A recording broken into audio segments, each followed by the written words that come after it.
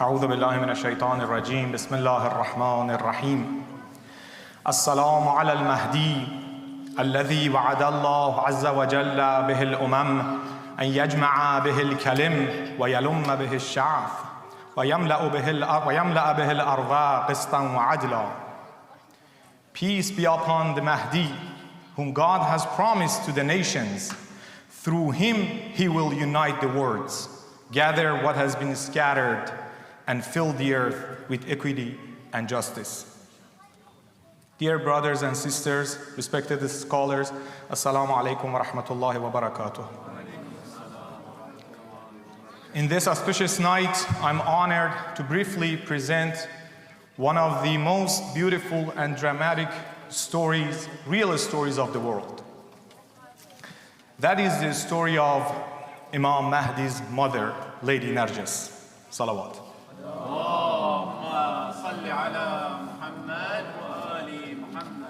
There are two reports in the corpus hadith of Shia that they mention the lineage of mother of Imam Mahdi connected to the Rome, Constantinople.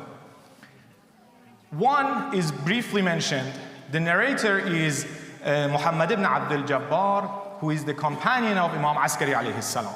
Like other companions of other Imams, he asked Imam Askari alayhi salam, who is the next Imam? Who is your successor, O Imam? So Imam in a hadith mentions some of the characteristics of Imam Mahdi, and then Muhammad asked Imam, who is his mother? So Imam alayhi salam says, Min ibnate ibn Qaisar Malik al-Rum. He, Mahdi, will be the son of Caesar, the emperor of the Rome, Byzantine Empire. And then Imam continues with a brief description, but that's it. There is another report which is narrated by Lady Narjis herself, but this narration is in details, and the details of the story are provided, and someone named Bishr ibn Sulaiman, which we will talk about, heard this story from her and shared it, and we have that captured in three books, different chains from Bishr. And that's the base of the story and the presentation that I'm going to present inshallah tonight. So the story starts with the very unique and yet secret mission.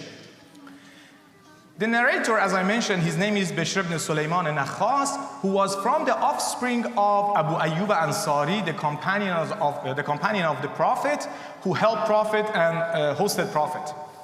So he says, one day, Imam Mahdi alayhi salam, the 10th Imam, called me and said, Bishr, we want to honor you, and that's because of the service that your grandfather had provided to my grandfather Prophet. I am going to task you with a very special mission, and it's only for you. Keep it as a secret. And then Imam alayhi salam, Imam Mahdi, gave a letter to Bishr. That letter, Bishr says, it was in the Roman language and Roman script. That's a very interesting point. بِخَطٍ رُومِي وَلُغَةٍ رُومِيَّةٍ. And then Imam Mahdi alayhi salam told me, take this letter and this money, 200 dinars, and go to Baghdad in such and such time in the Jisr al-Furat. There is a branch there. Go there in that time. Then you will see they will bring the captives. Recently there was a war between Abbasids and Byzantine Empire. They will bring boats of captives, and then they will, like back then, they will sell them. Just stay behind and watch what's going on. Among them, there will be a person, his name is Umar ibn Yazid. He's also owns some of the captives and then is trying to sell. And people come and go, negotiate. Be careful, and these are the words of Imam Mahdi, who instructed Bishr with this mission. With that person, you will see a lady who is dressed with two thick silks. And she has a very unique characteristics. You can see she's very modest, and she refuses anyone that wants to approach or even touch her. And anyone comes, she says, save your money. If you buy me, I will kill myself. Go away. And she doesn't submit to anyone. At some point, you will see that Umar ibn Yazid gets angry because he wants to finish his business and go, and turns to the lady and says, what's wrong? Like, what is the solution? I can't wait for the whole day. Just tell me I have to sell and just go home. She says, be patient. There might be a person that my heart will be comfortable with him. And when someone even tries to say something, you will hear that that lady cries and screams in Roman language. But I, Imam Mahdi, tell you what is she saying. She's saying, alas, from the violation of the veil. As soon as you heard this, approach the seller and say, I have a letter from a nobleman. I will give it to you. Give it to that lady. If she felt comfortable, then I will take it from you. And Bishr says, I did the exact thing, and exact thing happened.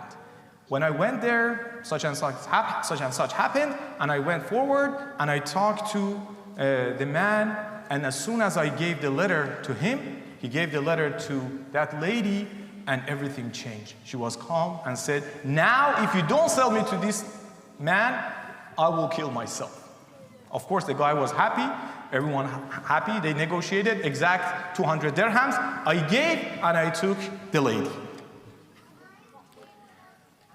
Before we head to Samarra, Samarra is a city 80 miles almost north of Baghdad. So from north, we went to the south, to Baghdad, did that mission as Imam Mahdi instructed me, and tried to go back. Before we head back, I took her to a place that I rented to get rest, get ready for another 80 miles of journey, not driving, of course. And then I saw something weird. I saw her taking out that letter and smells it, puts it on her eyes, rub it to her body, and kissing the letter and doing weird, amazing things. I was shocked, and I said, you came from middle of nowhere, from Rome, and then you are doing this with this letter that you don't know who wrote it? She looked at me and said, oh, incapable from knowing the position of the progeny of prophets. You think I don't know the author? Lend me your ears and empty your heart for my words. أنا ملائكة بنت يشوع ابن قيصر ملك الروم. You know who am I? I am Malika, or Mulaika, daughter of Yeshua, who is son of Caesar of the Rome, the emperor. Now listen to my story. Salawat.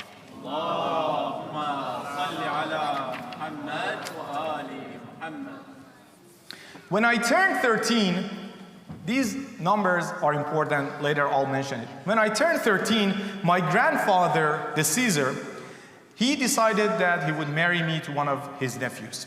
And then in his palace, where in Istanbul, modern day Istanbul, great palace. He gathered 300 priests, monks, descended from disciples, and 700 noblemen.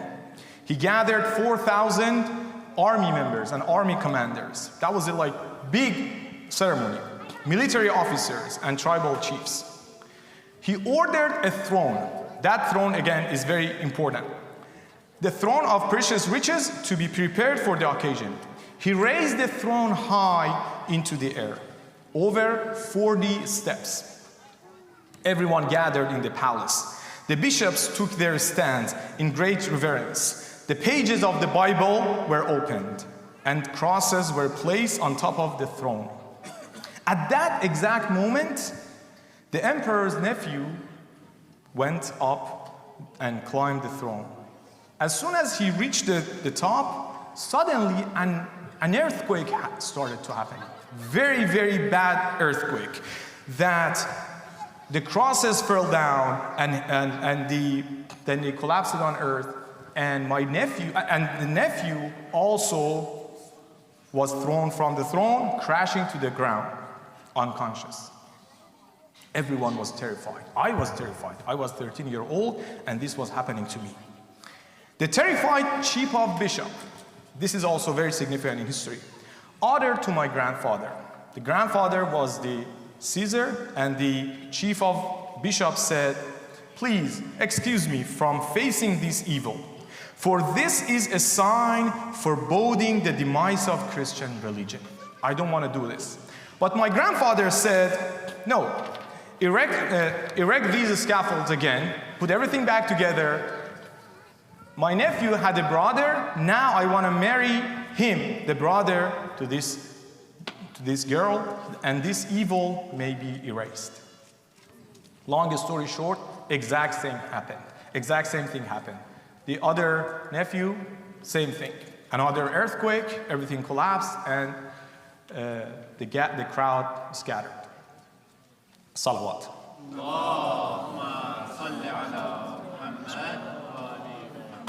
I was super terrified, but everything finished. I went back to my room, my palace, and I slept. In that night, I saw a vision. I saw a dream that changed my life forever. Who is speaking? Lady Narjis is telling her story to Bish when they are going to Samarra. I saw in that dream that Jesus, Simon Peter, Shamun, and a number of descendants of the apostles gathered at my grandfather's palace. They had installed there in that palace, they installed a pulpit of light, a pulpit of nur, at exact place that the throne of my grandfather used to be. And then suddenly I saw Muhammad, Ali, and a number of his sons enter. Jesus alayhi salam, peace be upon him, went forward and embraced Muhammad.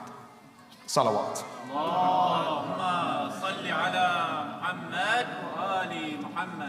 Muhammad said to Jesus, "O Spirit of God, I have come to you to propose Malika for this son of mine, Hassan al-Askari." Jesus, peace be upon him, looked at Simon Peter Shamun and said, "You have been bestowed the greatest honor. Let your relation be bonded with the relation of the house of Muhammad." Salawat.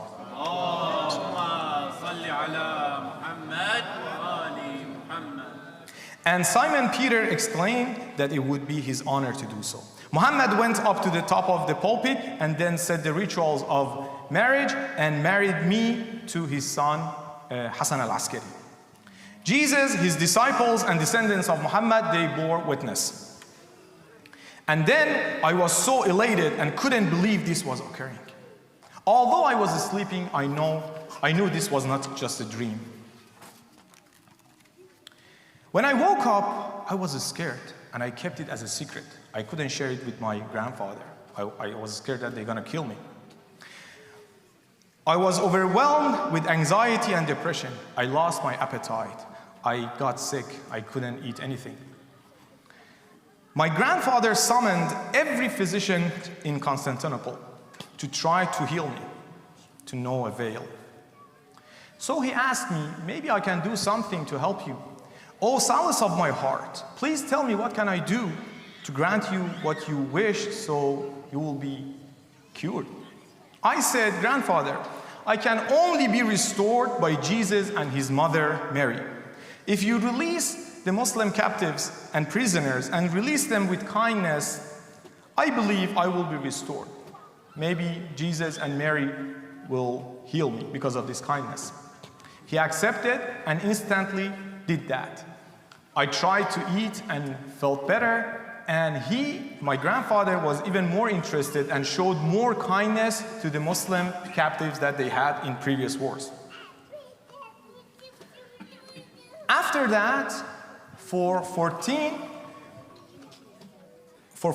nights, I began to see the dream, and in that dream, I saw Lady Fatima. She visited me along with Mary with 1,000 servants from heaven. Saint Mary introduced her, Lady Fatima, to me, And then I begged Lady Fatima to allow my husband, Imam al-Askari, to come to see me. But she said, now he cannot come to see you because you are ascribing partner to Allah.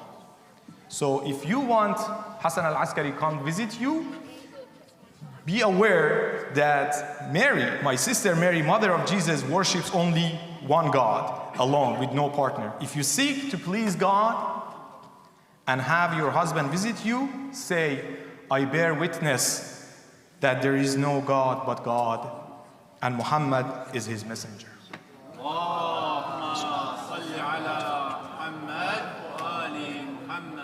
My heart was light and I cried out these words.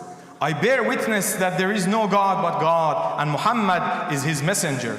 Lady Fatima pulled me to her chest and said, now I will send your husband, Imam Askari, to visit you. Salawat.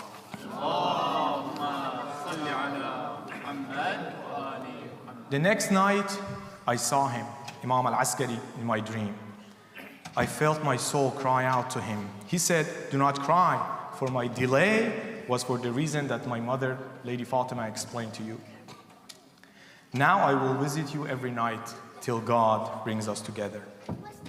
One night in my dream, Imam al-Askari gave me the instructions. He told me, soon your grandfather will send an army to fight the Abbasids, and he himself will attend that war. That is also very significant. He himself will attend that war. You join the war, just the army, in entourage of the servants, but hide your identity, do not reveal who you are, and then join the captives that they will take, the Muslims will win, then I will send someone to meet you and get you. So that's my story, Bishr. You think I don't know who wrote this letter? I know very well, better than you. Bishr says, this is towards the end of the story, when I brought her to Samarra, we entered the house of Imam Mahdi. Mission accomplished. So I said, Imam Mahdi alayhi salam said to her, how did God show you the glory of Islam and the nobility of Muhammad and his progeny? Allahumma salli ala Muhammad.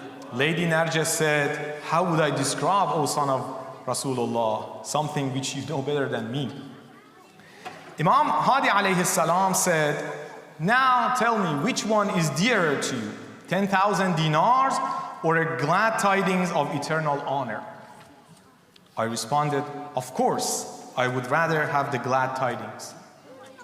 Lady Narjis responded. So then Imam Mahdi alayhi salam said, then rejoice, for you shall have the tidings of a son who will rule the world from the east to the west, and will fill the earth with justice and equity as it will be filled with oppression and corruption. Salawat.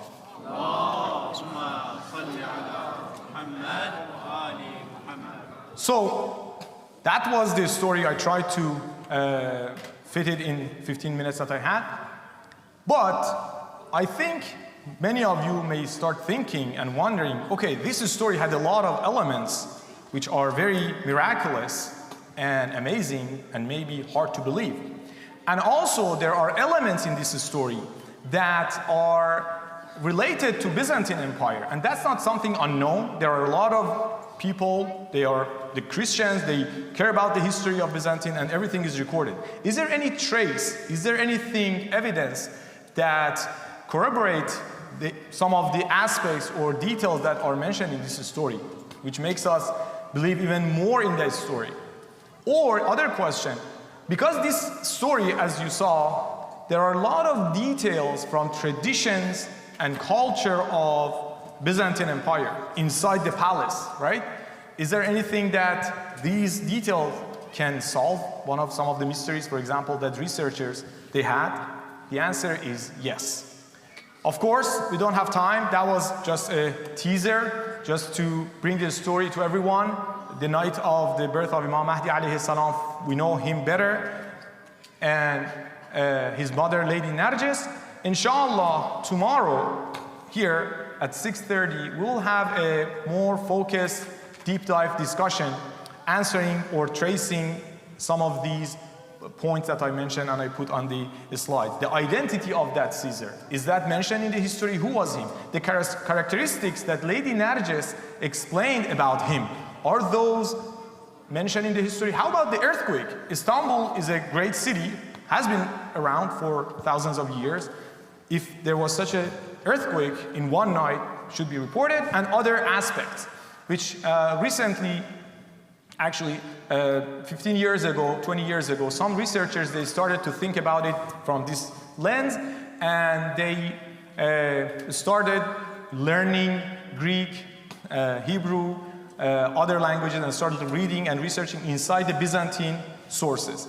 Back then I was actually residing in Turkey. I remember they came, we went to Istanbul, met some of the historians, and the findings were amazing. And those are published in some of the peer-reviewed journals in Byzantine studies, not Islamic publications.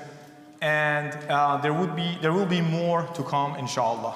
So with that, I invite again everyone who is interested to join us tomorrow here, 6:30 inshallah. We'll discuss this more.